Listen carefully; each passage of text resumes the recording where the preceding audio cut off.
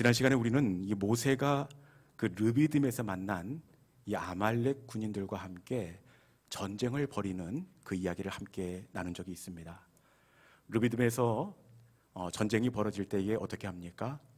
여호수아는 이스라엘의 군대를 데리고 전쟁터로 나아갑니다. 대신에 모세는 아론과 훌과 함께 산으로 올라가요. 그리고 전쟁터를 바라보면서 모세가 손을 들고 기도합니다. 그런데 어떻게 되었습니까? 모세의 손이 들려질 때는 이스라엘이 이기고, 그리고 모세의 손이 내려올 때는 아말렉 대적이 이기게 되었습니다. 여러분, 그런데 문제가 있습니다. 이걸 잘 알아요. 모세가 내 손을 들고 있어야 이스라엘이 이긴다는 걸 잘 알아요. 그런데 말씀해 보니까 어떻게 되어 있습니까? 모세의 손이 피곤함에, 모세의 들려진 손이 피곤함에 나도 모르게 그냥 내려오는 겁니다. 여러분, 이때 함께 갔던 아론과 훌이 어떻게 합니까? 양쪽에서 모세의 손을 붙들어 주었더라. 모세의 손이 내려오지 않게 하였습니다. 그런데 그냥 붙들어 준 것이 아니라 말씀을 보니까 그 손을 붙들어 올렸더라, 이렇게 되어 있습니다. 처진 모세의 손을 잡고만 있는 것도 힘이 드는데 그 손을 양쪽에서 이편에서 붙들어 올렸으니 아론과 훌이 얼마나 피곤하고 힘이 들었겠습니까? 더군다나 우리는 양쪽에서 내려진 손을 붙들어 올리느라고 애를 쓰고 있는데 모세는 어디에 있죠? 돌 위에 앉아 있습니다. 이것을 보면서 이 아론과 훌의 마음이 얼마나 불편하고 어렵겠습니까? 여러분, 그럼에도 불구하고 그 손을 아론과 훌이 붙들어 줄 때 어떻게 되었습니까? 모세의 손이 내려오지 않은 것은 당연하고, 그리고 아론과 훌의 손도 내려오지 않았습니다. 그 손이 들려질 때 모세도 이기고 여호수아도 이기고 아론도 이기고 훌도 이길 수가 있었습니다. 여러분, 이게 중보 기도의 신비요 능력이 되는 줄로 믿습니다. 중보 기도는요, 그 사람의 연약한 손을 내가 들다가 내 기도의 손이 번쩍 올려져 내려지지 않는 것, 이것이 바로 중보 기도입니다.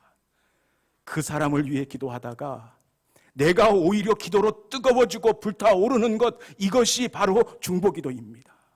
그 사람도 살고 나도 살고 우리 가정도 살고 교회도 사는 것, 이것이 바로 중보 기도의 신비요 은혜와 복이 되는 줄로 믿습니다. 그래서 혹자는 가장 이기적인 기도가 중보 기도다, 이렇게 이야기하는 분이 있습니다. 그 사람을 위해서 기도하는 것처럼 보이지만 중보 기도는 그 사람만 사는 것이 아니라 기도하는 내가 살아요. 내가 뜨거워집니다. 여러분, 저는 우리 교회가 이런 아론과 훌로 넘쳐나는 누군가의 손을 붙잡아주는 중보 기도의 일꾼이 넘쳐나는 교회 될 수 있기를 바랍니다. 그래서 그 문제 때문에, 그 사람 때문에 내가 살고 우리 교회가 살고 모두가 승리의 찬송을 올려드릴 수 있는 우리 믿음의 공동체가 될 수 있기를 주님의 이름으로 축원합니다. 오늘 본문은 이 바울의 2차 전도 여행을 배경으로 하고 있습니다. 바울이 1차 전도 여행을 마치고 얼마 있지 않아 곧바로 2차 선교 여행을 준비하고 떠나게 됩니다. 왜 이렇게 바쁘게 선교 여행을 다시 출발하고 있느냐? 그것은 36절 마지막 부분에 보니까 다시 가서 형제들이 어떠한가 방문하자. 다시 가서 어디를 가는 겁니까? 1차 선교 여행 때 세워놓았던 그 교회를 다시 가는 겁니다. 1차 선교 여행 때 바울의 선교 여정을 보면 어떤 목양이나 돌봄이 있지 않고 씨만 뿌리고 왔습니다. 교회만 세워놓고 왔어요. 농사도 마찬가지지만 씨만 뿌려서 열매가 맺힐 수는 없습니다. 풀도 뽑고 거름도 주고 농약도 해야 합니다. 교회도 마찬가지예요. 다시 가서 그 교회를 돌보아 줘야 합니다. 그래서 급하게 2차 선교 여행의 여정을 꾸리고 이렇게 막 출발하려고 합니다. 그런데 바울의 눈에 맛이 익은 것 같기도 하고 아닌 것 같기도 하고 그 청년인 것 같기도 하고 아닌 것 같기도 하고, 그래서 바울이 설마 하고 가까이 다가가서 이렇게 안경을 올리고 얼굴을 마주대하고는 미치는 줄 알았습니다. 깜짝 놀랐습니다. 여러분, 바울이 도대체 누구를 만났기에 이렇게 깜짝 놀라고 흥분하고 어쩔 줄을 몰라 하는 걸까요? 누구를 만났을까요? 그것은 바로 2차 선교 여행을 출발하던 그날 아침에 마가를 만났기 때문에 그렇습니다. 마가. 왜 바울이 그 마가를 보고 이 교회 앞마당 버스 타려고 하다가 뚜껑이 열리고 흥분을 하고 있느냐? 그것은 13절 때문에 그렇습니다. 마가가 도대체 이 바울에게 어떤 일을 했기 때문에 이렇게 바울이 흥분을 하고 있는지 우리 13절에 있는 말씀 같이 한번 봉독해 봅니다. 자, 시작. 바울과 및 동행하는 사람들이 바보에서 배 타고 밤빌리아에 있는 버가에 이르니 요한은 그들에게서 떠나 예루살렘으로 돌아가고. 아멘. 바울이 마가를 보자마자 화가 난 이유가 밤빌리아에서 이 마가 요한이 예루살렘으로 돌아가고, 밤빌리아에서 1차 전도 여행 때 이 마가 요한 이 총각이 그냥 집으로 돌아갔기 때문에 그렇습니다. 여행 중에도 한 사람이 불편한 사람이 끼어 있어도 참 버겁고 삐걱거리고 힘이 들지 않습니까?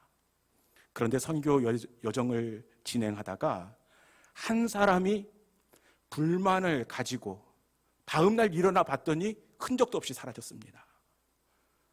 여러분, 얼마나 당황스럽고 어렵고 힘이 들겠습니까? 마가가 돌아갔습니다. 이 마가가 갑자기 선교 여정 중간에 밤빌리아에서 돌아갔는데 왜 돌아갔을까요? 요한이 왜 돌아갔을까요?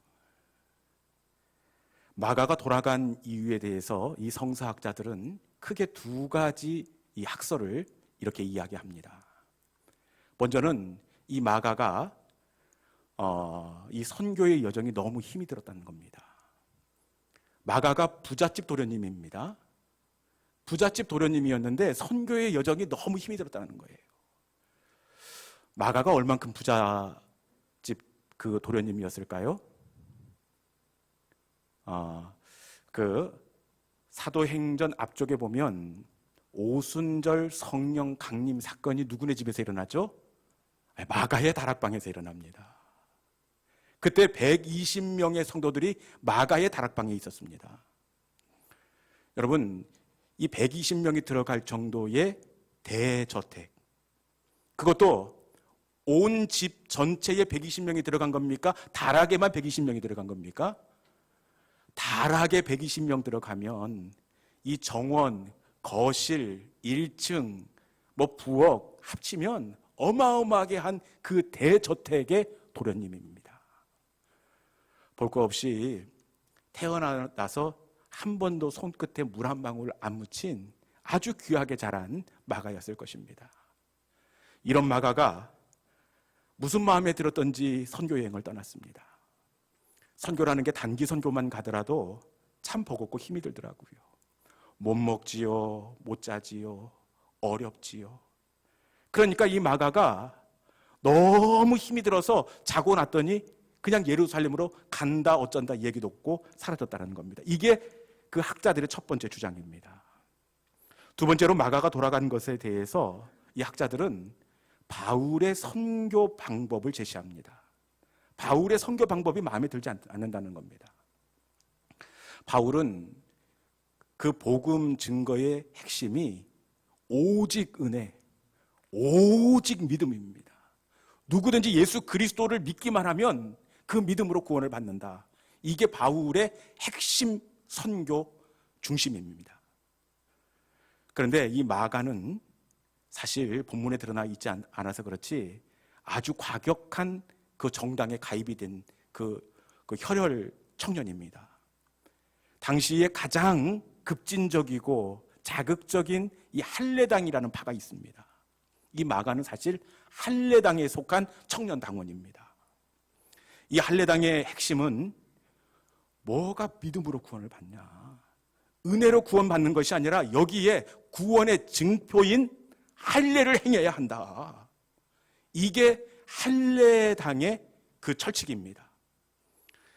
이런 그 교리를, 철학을 마음속에 담고 있는 마가의 입장에서 이 바울의 선교 여정을 동행할 때에 열불이 터지는 겁니다. 아이고, 어떻게 믿음으로 구원받냐? 바울 선생님 아닙니다. 거기에 할례를 더해야 합니다. 이야기를 해도 바울이 듣지를 않습니다. 그러니까 바울이 참다 이 마가가 그 선교 여정에 동의를 하지 못하고 다음 날 짐 싸가지고 중간에 밤빌리아에서 떠나고 말았다. 이렇게 이야기를 하고 있습니다. 여러분, 부잣집 도련님이라 힘들어서 갔건 아니면 선교가 마음에 들지 않아서 돌아갔건, 이것은 이 바울 선교팀에게 크나큰 치명적인 손상이 아닐 수가 없습니다. 왜냐? 이 선교에 가면 그 사람이 담당하는 역할이 있습니다. 마가가 돌아갔으니 마가가 감당해야 할 그 짐을 나누어져야 합니다. 그리고 중간에 불만을 이야기하고 이탈해 보십시오. 선교팀 분위기가 어떻게 되겠습니까?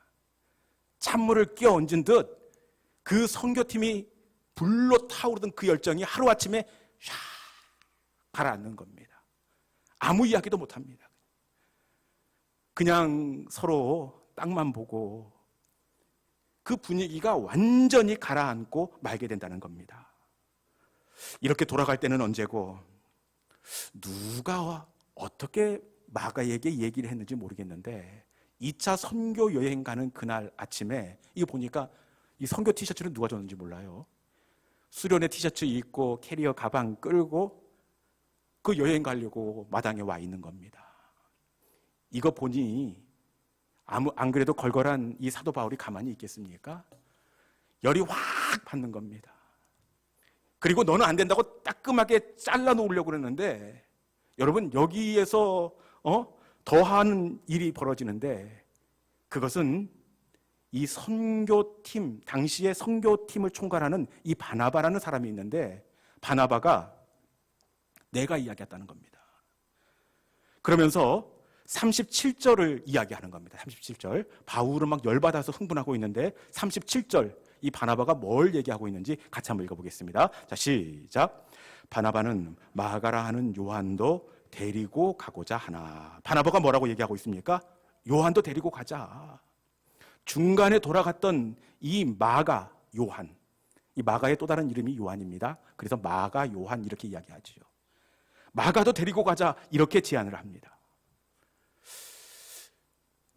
이 사람 이런 사람인지는 몰랐더니 바나바가 상의도 않고 그 버스 타려고 하는 그날 마가를 데려다 놓고 데리고 가자 이렇게 하면 바울이 이거 받아들이겠습니까? 너무 마음이 불편한 겁니다. 그래서 이 바울은 다시 그 밤빌리아에서 있었던 그 이야기를 끄집어내지요. 밤빌리아에서 있었던 그 일 지금 잊었습니까? 그때 마가의 일로 우리가 얼마나 힘들었는데. 안 됩니다. 한 번 당했으면 됐지 다시 또 당하라고요? 바나바, 내 눈에 흙이 들어가기 전에는 절대로 마가 데리고 갈 수 없습니다. 바울이 이 정도 나오면 바나바가 양보를 할 것 같은데 바나바가 가만히 있겠습니까? 아이고.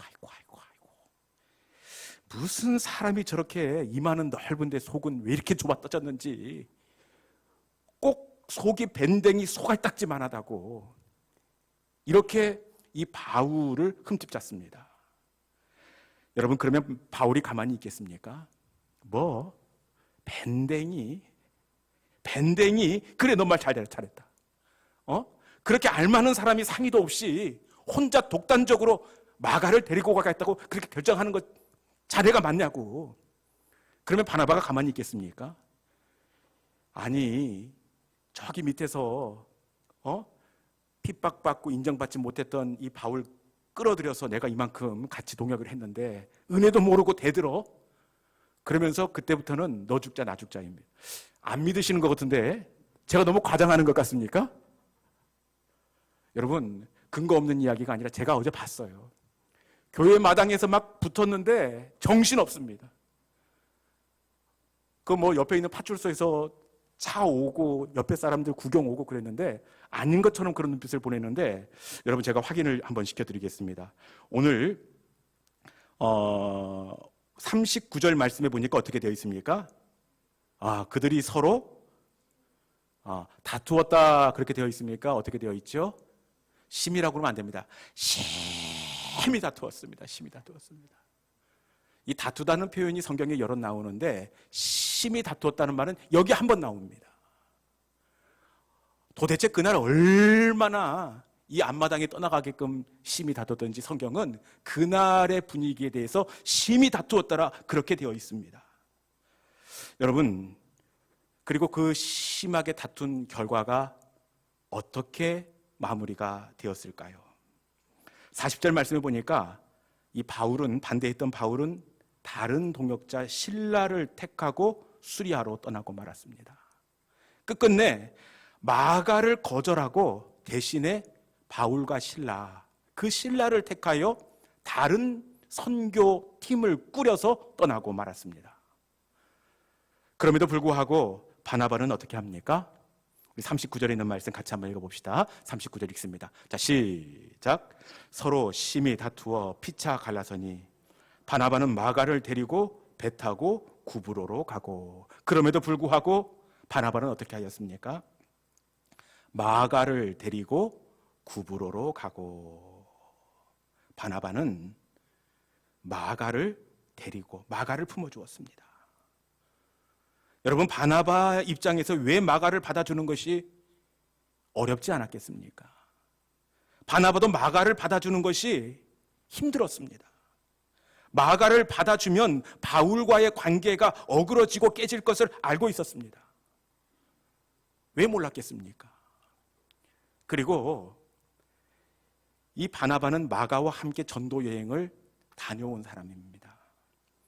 여행을 하면 그 사람을 가장 잘 알 수 있다 그렇게 이야기하지 않습니까? 1차 전도 여행하면서 마가가 어떤 사람인지, 어떤 기질의 사람인지 이미 파악이 되었습니다. 선교 여정 동안 같이 먹고 사역하고 차 마시고 이미 마가의 바닥이 확인이 되었습니다. 여러분, 마가는 늘 주변에 있는 사람들을 불편하게 하고 자기 짐을 대신 져야 하는 사람입니다. 함께 있으면 부담이 되는 사람입니다. 그럼에도 불구하고 바나바는 어떻게 하였습니까? 마가를 품어주고 받아주었습니다. 도대체 어떻게 이 바나바는 마가의 기질을 알고 있으면서도 도저히 받아줄 수 없는 그 마가를 받아줄 수가 있었을까요? 이게 오늘 설교의 이 포인트입니다. 여러분, 어떻게 받아줄 사람이 따라 있지 어떻게 그 마가를 받아줄 수가 있습니까?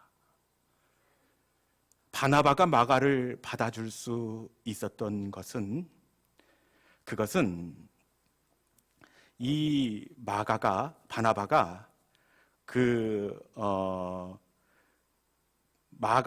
마가를 받아줄 수 있었던 것은 이 바나바는 이 착한 사람이었기 때문에 그렇습니다. 여러분, 우리와 기질이 다른 사람이었기 때문이 아니에요. 이 마가를 품어줄 수 있었던 것은 바나바가 천사여서 그렇지 않습니다. 바나바가 이 바울과 다투는 거 보지 않았습니까? 성깔 있는 사람입니다. 그럼에도 불구하고 바나바가 마가를 덮어줄 수 있었던 그것은 우리 같이 한번 말씀 먼저 읽고 말씀 다시 풀어가겠습니다. 우리 사도행전 11장 24절 말씀 한번 읽어봅시다. 우리 자막을 통해서 읽어볼게요. 바나바가 마가를 품어줄 수 있었던 이유는 왜 그랬는지 11장 24절에 있는 말씀을 같이 한번 먼저 읽습니다. 자, 시작. 바나바는 착한 사람이요 성령과 믿음이 충만한 사람이라 이에 큰 무리가 주께 더하더라. 아멘. 바나바가 어떻게 참아주고 받아주는 사람이 될 수 있었습니까? 바나바는 착한 사람이요. 바나바는 착한 사람이었기 때문에 그렇습니다. 그런데 이 말씀의 원어를 보면 선천적으로 선함의 기질을 가지고 태어났기 때문이 아니더라고요. 바나바가 착한 사람 될 수 있었던 것, 그것은 바나바는 착한 사람이요. 그 뒤에 어떻게 되어 있지요? 바나바는 성령이 충만한 사람이더라. 성령 충만했기에 착한 사람이 될 수 있었습니다. 성령 충만했기에 착한 사람이 될 수 있었고, 착한 사람인 바나바는 마가를 품어줄 수가 있었습니다. 우리는 성령 충만하면 방언하고 통성기도하고 예수천당 불신지옥, 이런 사람이 성령 충만한 사람이라고 생각하는데, 이런 사람은 과격한 사람입니다. 여러분, 성령 충만한 사람은 어떤 사람이냐? 제가 성경을 쭉 묵상해 보니까 성령 충만한 사람은 착한 사람이더라고요. 우리 갈라디아서 5장 22절 말씀을 같이 한번 읽어봅시다. 갈라디아서 5장 22절 말씀 같이 읽습니다. 자, 시작. 오직 성령의 열매는 사랑과 희락과 화평과 오래 참음과 자비와 양성과 충성과. 아멘. 이 말씀은 우리가 잘 알고 있는 성령의 열매에 관한 말씀입니다. 그런데 성령의 충만함으로 맺혀지는 그 열매, 여러분 어떻게 되어 있습니까? 뜨거움이 아니라 성령 충만함의 열매가 어떻게 나타납니까?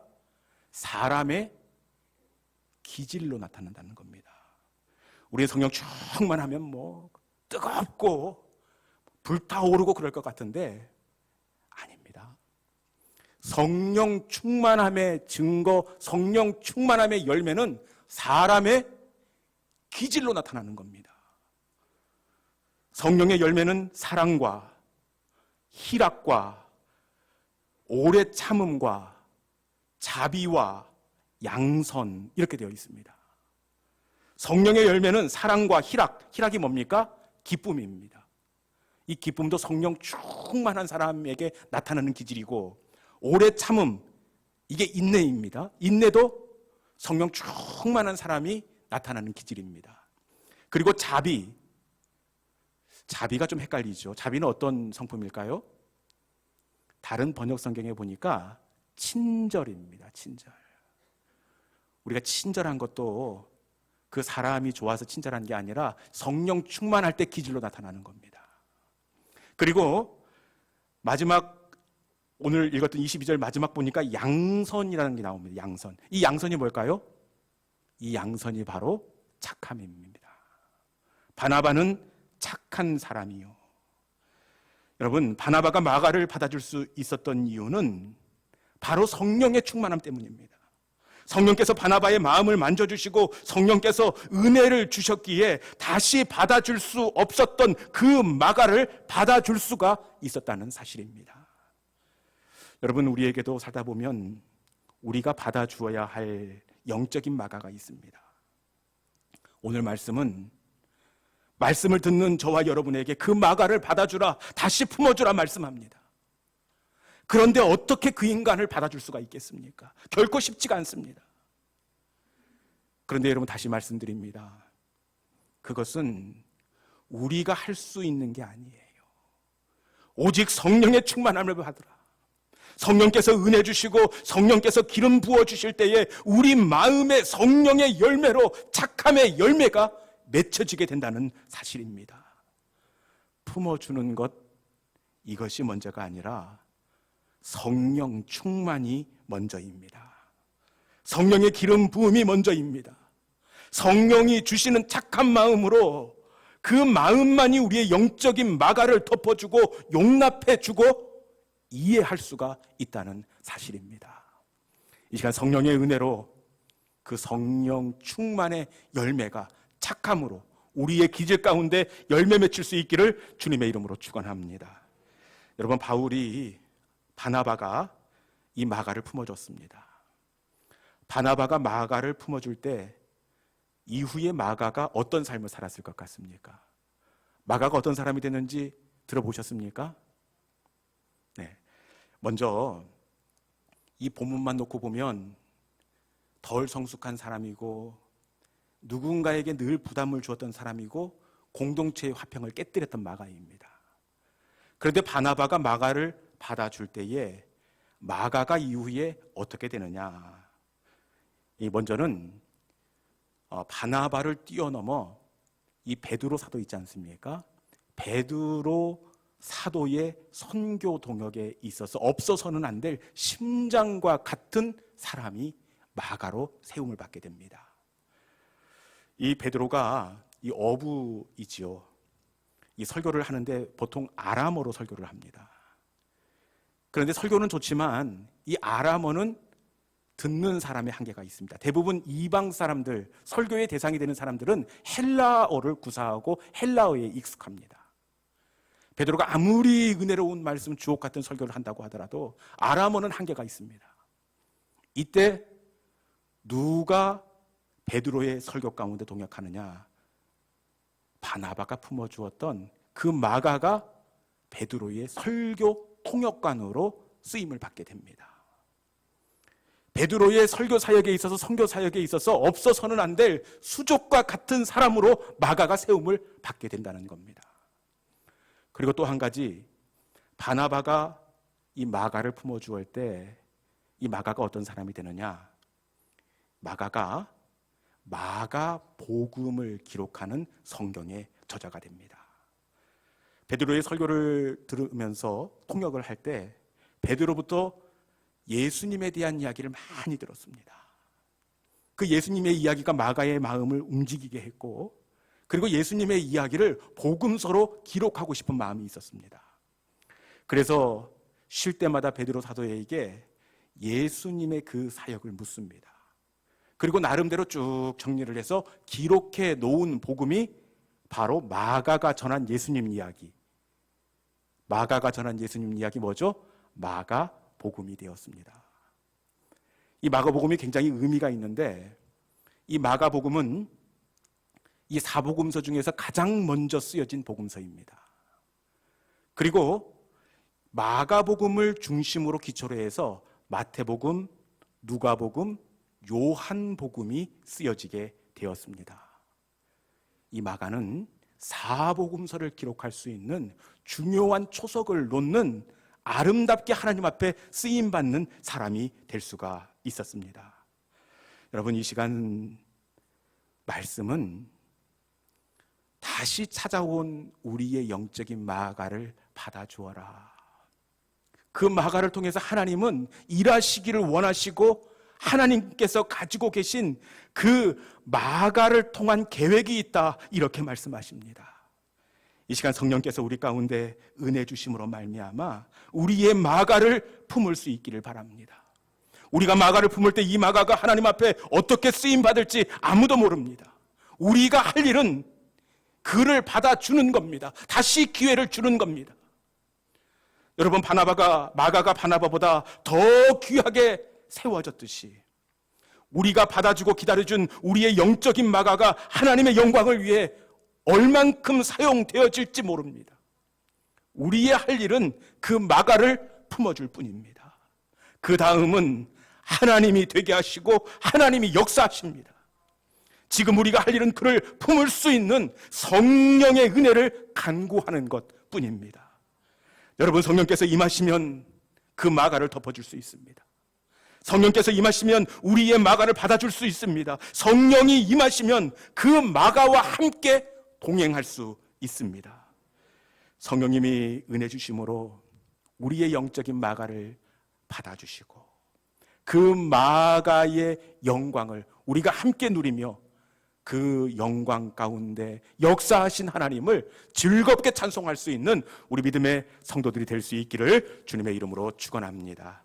이 시간 주신 말씀을 붙잡고 우리가 찬양할 때에 우리 찬송가 183장 결단 찬양하겠습니다.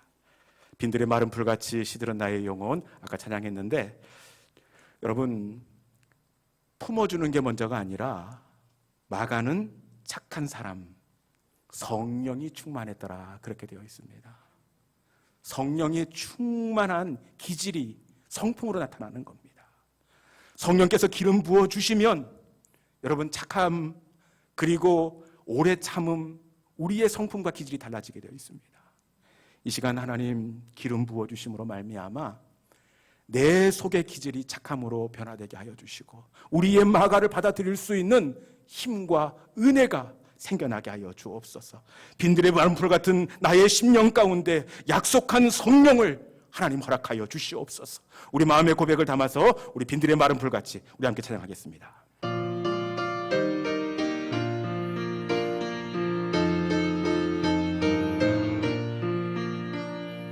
빈들의 마른 풀같이 시들은 나의 영혼 주님이 약속한 성령 간절히 기다리네